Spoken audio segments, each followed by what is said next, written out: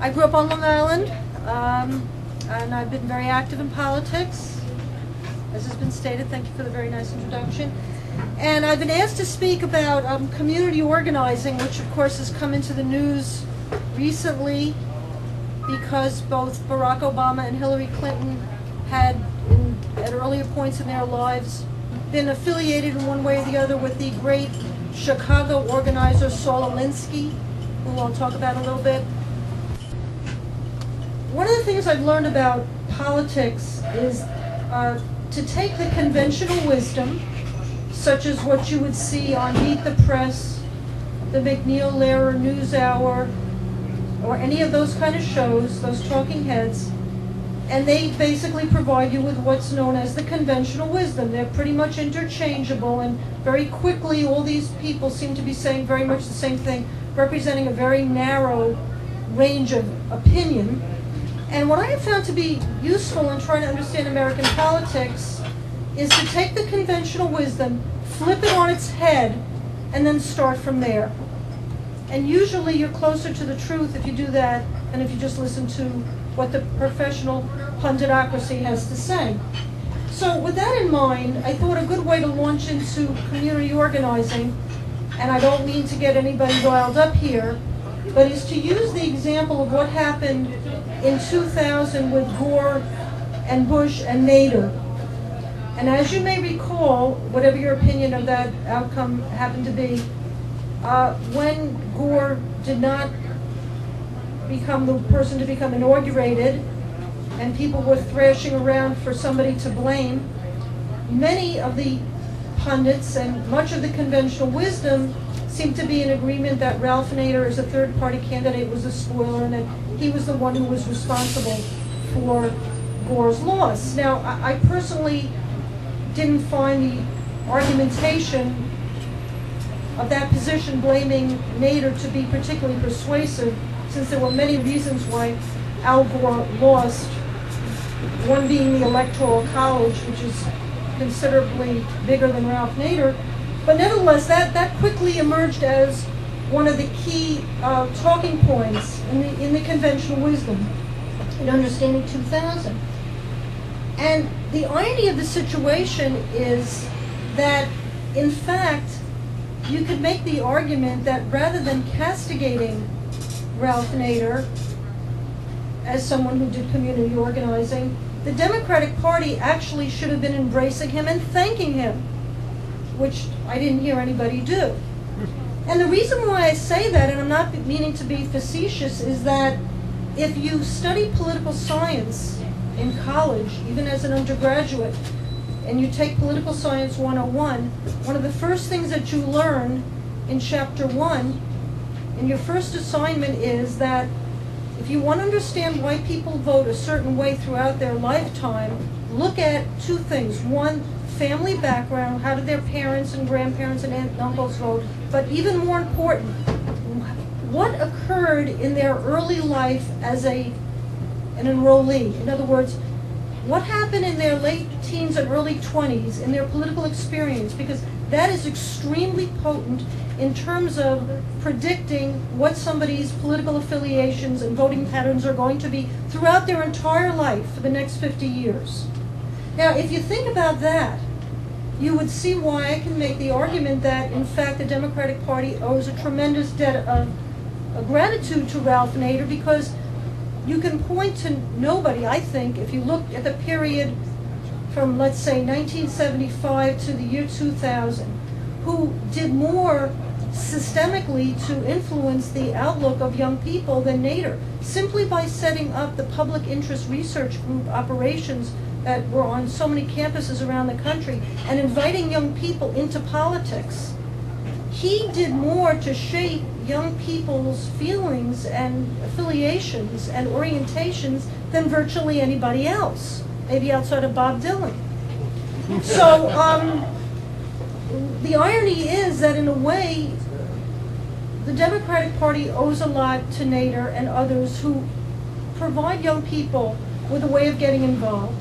But of course, you would never hear anybody, in fact, I listened very carefully throughout that whole 2000 period for anybody, including many Democratic Party consultants who piled onto Nader, who I knew this, because this is not obscure. This is something you learn if you want to be an operative in the Democratic Party. You learn about this stuff. Interestingly, this was omitted from the discussion.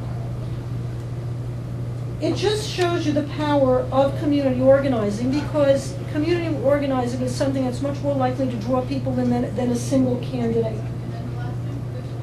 And in terms of the overall life of the Democratic Party, the irony is that that kind of outreach, whether it was about nuclear power or consumer rights or any of the other issues that Nader and others were doing organizing around that attracted young people in, that was coming online, so to speak, at the very time that the old New Deal coalition of the Democratic Party was beginning to dissolve.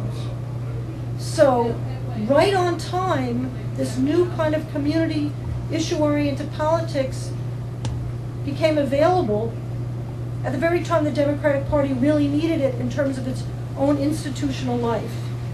And of course, the Democratic Party has benefited over the years.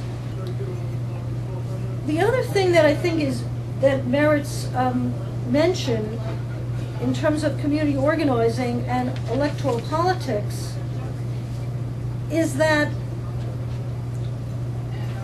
it's community organizing that really sets the boundary of what elected officials can do. And to the degree that Democratic Party elected officials do stuff that makes working people and average voters feel that they have somebody fighting for them, it's precisely the fact that there are issue groups in localities that are doing stuff that sets the parameter that helps to make sure that Democratic Party politicians do the right thing. So it reminds me of a anecdote about FDR, which shows us that this whole trajectory about community organizing and its relationship to what goes on in Washington, why it's so important, is an anecdote about Franklin Delano Roosevelt during the 30s, and a lot of ideas were being churned around about what to do about the Depression and what kind of legislation Roosevelt should promote. And he was meeting with some group, whether it was social workers or African Americans, I don't recall which group. It was one of the groups that was constituent of the Democratic Party, and he said to the group, "It's a great idea that you're proposing. Now go out and make me do it."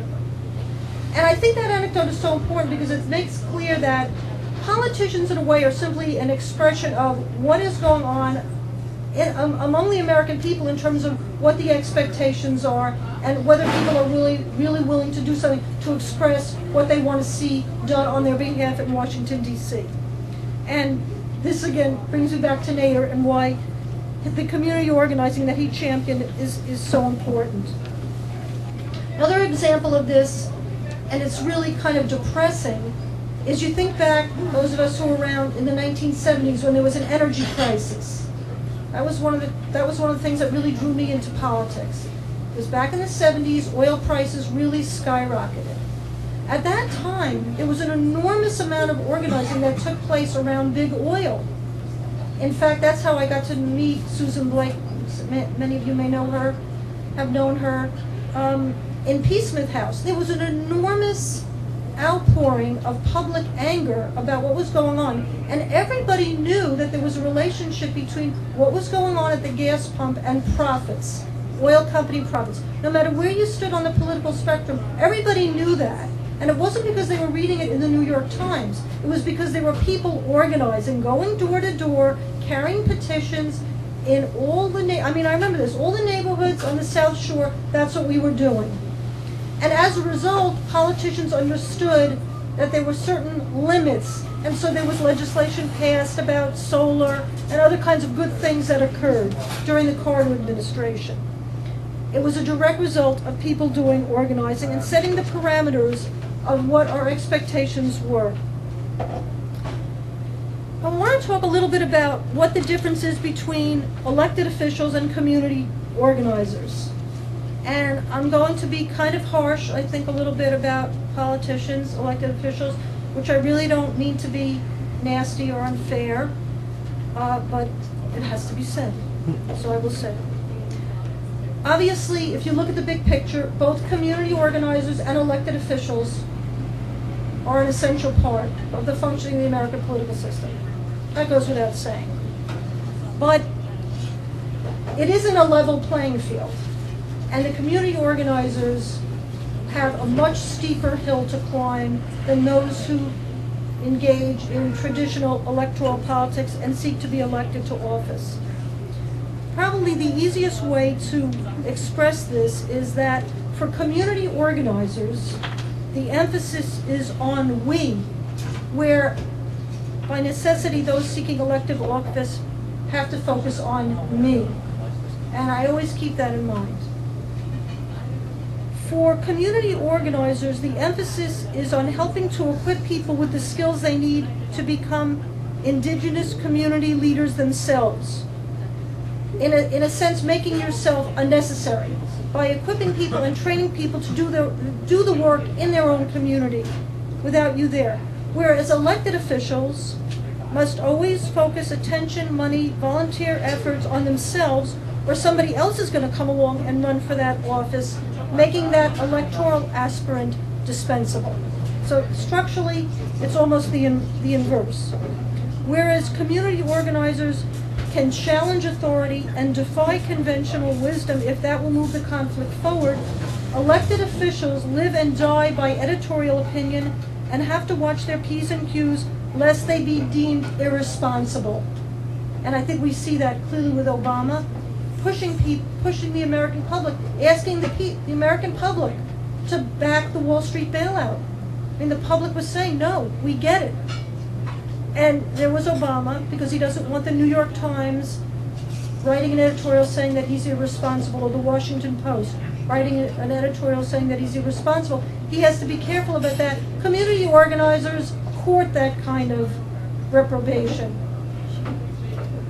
Whereas community organizers recognize that press coverage is a tool and seek it for the group's efforts, not for himself or herself, politicians know that dollars, votes, and credibility are conferred by press coverage, and they need to keep the media spotlight on themselves. Whereas community organizers know that credibility comes from visible and invisible measures of group strength, politicians know that their visibility, their viability, and futures depend on focusing on their individual careers and accomplishments. Accomplishments which may be due to group effort, like pushing through a piece of legislation, but are portrayed as primarily the product of the politician's legislative prowess. And anybody who's been involved in a campaign or in a piece of legislation knows, you go to the meeting when the vote is taken, and it's as if it's been the battle of the titans, the legislative geniuses, and meanwhile, in the audience are all the people who've spent a countless number of invisible hours doing all the heavy lifting of the organizing. That goes with the territory. Whereas community organizers use irreverence as a tool to satirize and cut down to size the powers that be, as a way of encouraging the rank and file, elected officials need to pay obeisance to the powerful most of the time. Whereas community organizers see their work as the crucial link in keeping democracy alive and well, and don't see their work as a ticket to higher office, politicians see community work as a stepping stone. I always wonder who that meant they were stepping on.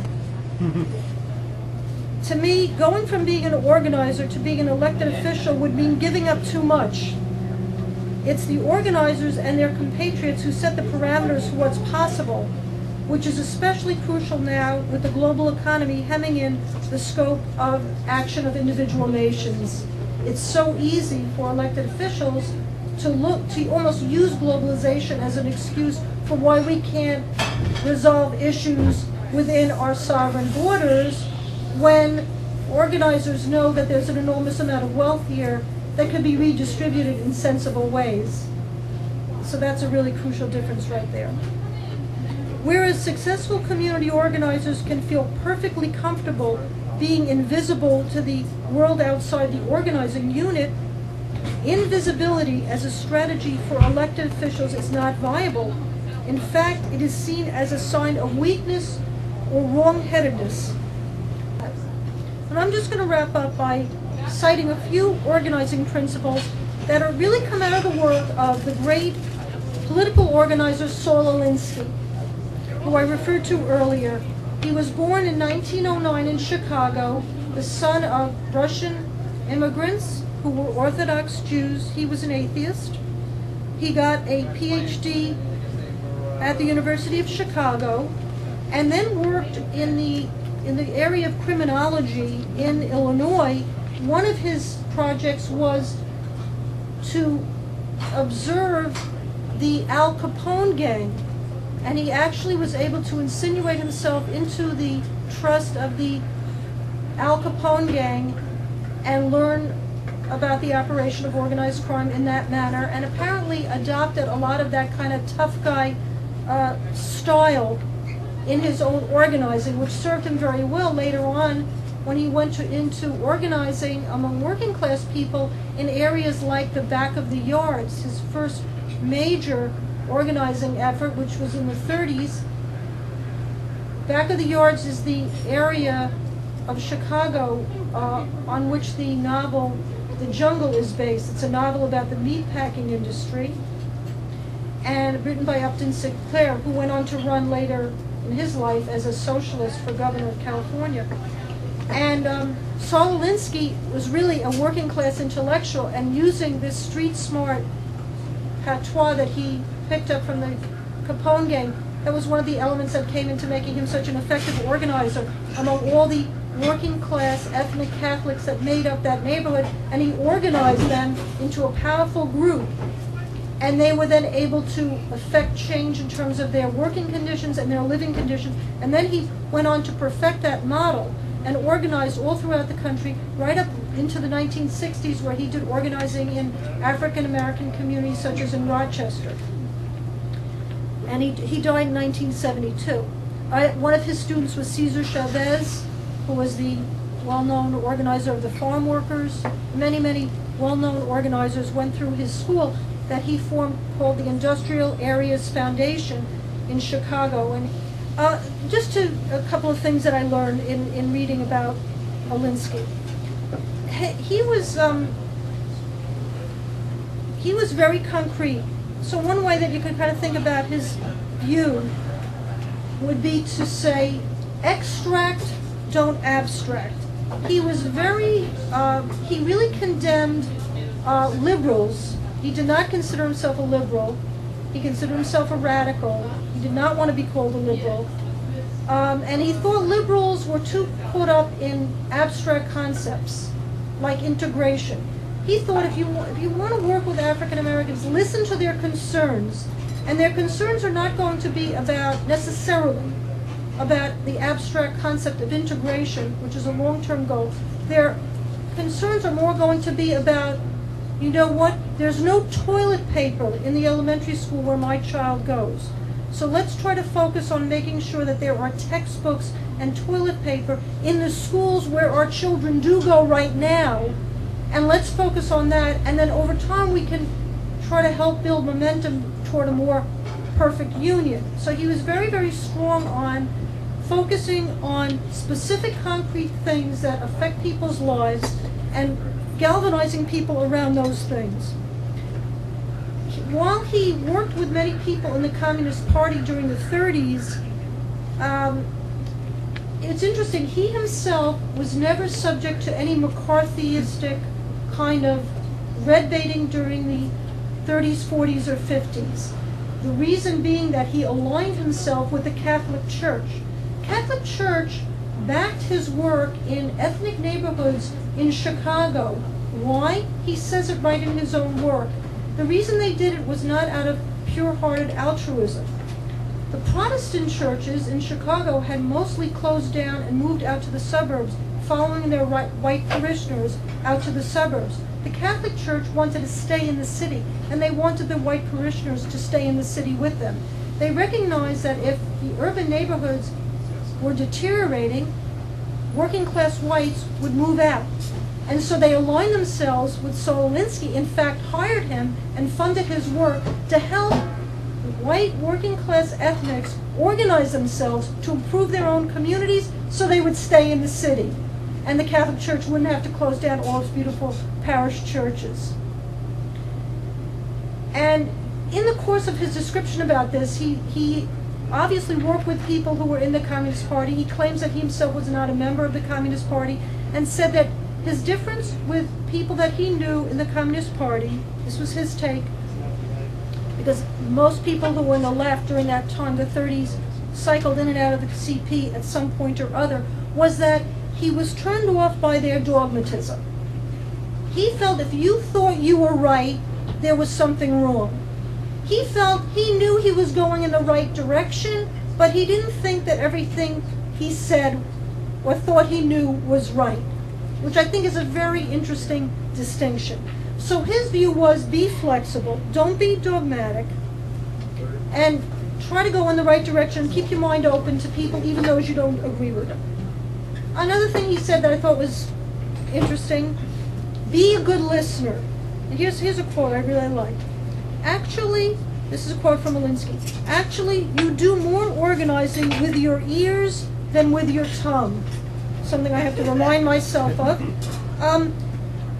And if you think about it, it's a very profound thing, because by listening you find out what's bothering people, what they share, where the wedges are, where the points of tension are, and by being observant and listening, you then are in a position to really be an astute organizer, because you are really studying the people you want to organize with. It's a very good thing to keep in mind, I think. A charismatic leader does not an organization make. I would love to have heard what he would say about Obama. I'm sure he would be thrilled, but at the same time you would recognize Obama is not an organization. Don't be taken in by celebrity-driven politics. He understood organizing as a slow one-on-one process in neighborhoods. A left infrastructure is something that has to be built painstakingly on many issues and has to be open to alliances. Another thing that he says is, and this I really was struck by, don't deride or dismiss people if they've moved toward the right or are attracted by right-wing rhetoric. Now, why he came to that conclusion was he was very concerned about the spread of fascist thinking in the United States during the 1930s among white working people. And one of the reasons that he wanted to go and work in back of the yards, which had a population of Eastern Europeans and Italians, Croatians, Poles, you name it, was that he saw it because of the difficulty of their lives, their poverty. They were being attracted to right-wing ideology. And he believed the only way you could move people away from that attraction was by actively engaging them in organizing so they could see that collective action could result in improvement, the most progressive possible ideal of humanity. People working together, making their lives better, rather than believing that some right-wing fairy godfather is going to come along and improve things for you. That was what motivated him, and of course the rest of his life really followed from that. Let ruling groups be your best tool. Now, I always think of Susan Blake when I think of this, because when we were organizing against the Shoreham Nuclear Plant and against the Long Island Lighting Company, whenever we kind of hit a dry patch, all we had to do was wait around for some stupid quote from somebody from Lulco, like they were putting forward a 30% rate hike, and they would say something like, our rates are really affordable, or people on Long Island should be glad we're building a nuclear power plant that's 7,000% over budget. And then the phones would just start ringing and off we'd go. And that was a very good observation on his part. The arrogance of people who are in power often is your best ally. Don't be afraid of generating controversy around public issues. And he points out that if you're afraid of controversy, you're never going to get any place, because the only way you can change power relationships is through conflict. People who have power are not going to give up the power unless they're forced. The only way to force them is through conflict and organizing people around that conflict. So the only way you can come out on the other side with a consensus, that golden word in American politics, you're mature if you believe in the consensus. Well, he didn't buy any of that. To him, that was paddling. That was putting everybody to sleep. He hated consensus. The only consensus he liked was after you forced the people in power to make concessions and negotiate with you, then he was ready for consensus after the conflict. And I love that, because that whole consensus thing is really a form of mental pollution that we all have to deal with, and how to be mature. Don't bemoan a lack of resources. His saying was, do what you can with what you got. And if you're doing community organizing, what you always have is people. You always have people power. So for example, in the community, the Woodlawn African American community in Chicago, the garbage wasn't being picked up. So what did they do? They packed up rats. They were easy to find in the neighborhood, and they dumped them on the stairs of City Hall. And guess what happened? That people were being evicted. So what they do? They rented buses, and they got a lot of African American people into the buses. Interestingly, he says they got the people who were the most African American looking to get onto the buses, drive out to the neighborhood where the landlord lived, the nice white middle class neighborhood, and picketed in front of the landlord's nice suburban house. And then they went home, and they knew what was going to happen. The neighbors were going to come out and say, what is going on? We don't want those people coming to our neighborhood. Do something. Sure enough, the rents weren't increased. And all that was using people power and a little bit of creativity and a sense of humor, and they made tremendous gains. Money, whether from campaign contributors or foundations, misshapes political action. He was very aware about money and its impact in terms of almost an invisible form of censorship. So when he took money from foundations, it was no strings attached. And he was very aware of the dangers. He was also aware, and this is a term that's more prevalent right now, about triangulation. He was very aware of politicians using organizers as a punching bag to posit themselves as the moderate.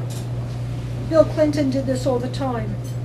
And another way of putting this, he was very aware of the subtlety of insider and outsider politics. You're an outsider putting pressure on the system. At some point, you become an insider in that you're brought in as a result of the pressure to engage in negotiation with the other side, whether it's a corporation like they did with Eastman Kodak or City Hall. So those are some of the keys of what I've learned about Saul Alinsky. The final thing that I would just add is what I thought was a quote from him, but I don't think it is. I was wrong, but it's a great quote anyway. And this is it. There's no limit to what you can accomplish if you don't care who gets the credit. Thanks.